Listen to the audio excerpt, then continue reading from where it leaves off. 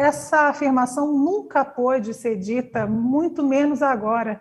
Ela tem ainda menos espaço agora, diante do conhecimento que a gente tem e diante dos números que se colocam extremamente ostensivos na clareza com que eles delimitam a situação que a gente está vivendo.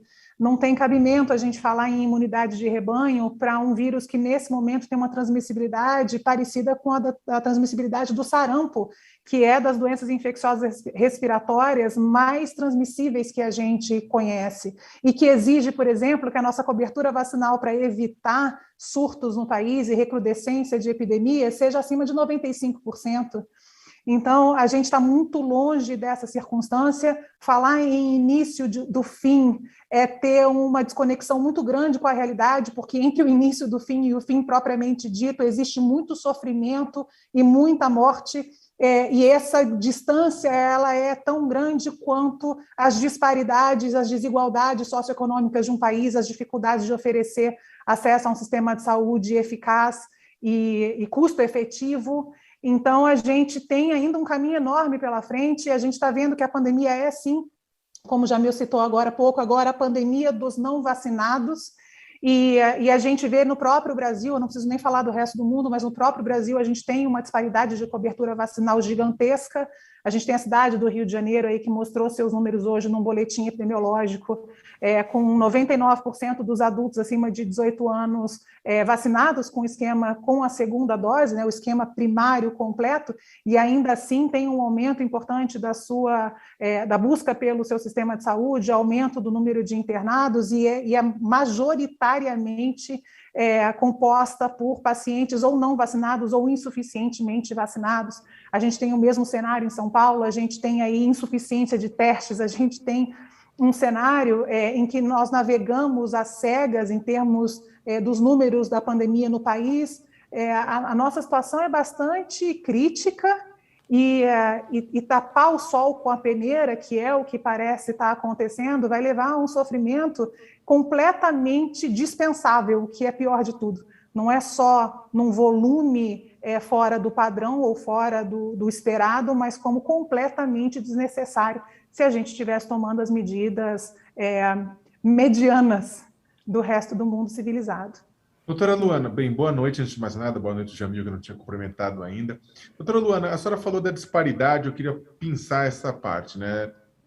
Cidades como São Paulo e o Rio de Janeiro têm uma taxa muito alta de vacinação de adultos e adolescentes. Agora, você tem outros lugares no Brasil, outros estados, na região norte, por exemplo, com taxas muito baixas de vacinação, como é o caso do estado de Rondônia, né? E a gente tem sentido, né, que em determinadas localidades do Brasil as pessoas são mais permeáveis ao discurso negacionista do presidente da República, né, atacando vacinas ou outras coisas, ou outras medidas de isolamento social, medidas de cuidado para evitar a infecção. Como é que a senhora avalia essas declarações que Bolsonaro continua dando, como as declarações de hoje, essas declarações negacionistas, dizendo que a melhor forma de se vacinar é praticamente pegar a doença, pegar o vírus? Como é que a senhora avalia o impacto dessas declarações na vacinação nos locais onde ainda ela é baixa? Doutora, perdão, só te interromper um segundinho antes da gente continuar. Eu sei que o Jamil está com o horário apertado, precisando se despedir da gente. Vou só dar boa noite para ele e a gente segue aqui com a resposta. Obrigada, Jamil. Boa noite a todos. Doutora Luana, Leonardo, Natália, até a próxima. Por favor, doutora, pode continuar. Claro. Bom, Leonardo, nós temos um sistema de vacinação, né, o nosso Programa Nacional de Imunização, invejado no mundo inteiro, né? Nós temos uma solidez na nossa cultura vacinal que é enorme. Mas quando a gente fala de uma pandemia, a gente está falando de uma circunstância global que tem as suas dificuldades para a própria ciência, né? A gente passou aí por períodos de instabilidade que são naturais da ciência, né? A gente vai descobrindo, dá um passo à frente, dá um para um lado, dá três para frente, e assim, quem trabalha com ciência está acostumado a essa instabilidade progressiva, né? Porque assim, progressivamente melhora, mas sabe que esse território é sempre um território nesse nível. Fazer isso sob o escrutínio público gera algum grau de dificuldade das pessoas acompanharem isso. Então, isso é natural e isso requer que todo mundo que esteja envolvido, tanto com a ciência quanto com a gestão pública, se cerque e se aparelhe com as melhores ferramentas para esclarecer as pessoas a razão pela qual a ciência faz do jeito que está fazendo e quais são os benefícios, quais são os riscos, como é que funciona, enfim. Quando a gente está passando por isso tudo, e a gente tem aí, né, mais de 600 mil óbitos, 620 mil, se eu não me engano, um pouco mais do que isso, altamente subnotificados no país, né, para deixar isso claro, e a gente passa agora de novo por uma onda que provavelmente é a maior onda que a gente vai vivenciar em termos de número de casos, de estresse sobre o sistema, de sobrecarga sobre o sistema público e privado de saúde.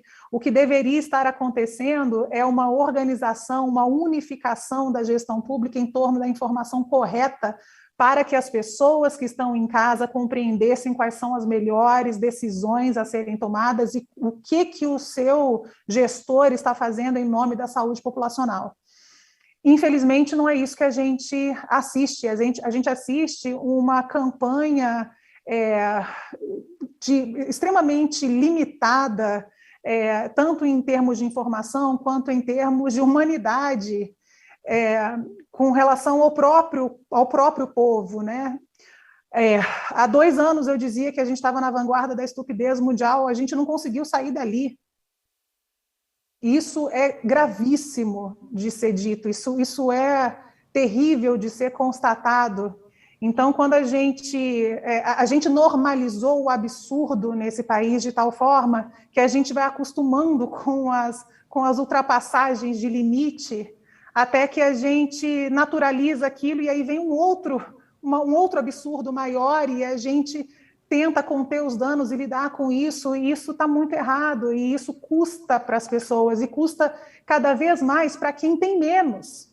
Então, isso precisa ser compreendido, né? Nesse país hoje, só se testa quem tem dinheiro para comprar um teste. Nem os próprios planos de saúde estão conseguindo lidar com a testagem. Aquela pessoa que ganha um salário mínimo não vai testar nunca, porque ela não tem acesso a uma testagem gratuita. Não existe uma política de saúde pública, não existe uma descentralização desses testes, não existe uma organização do que fazer, o que essa pessoa faz. E pior do que isso, existe um incentivo ao charlatanismo, e isso é terrível.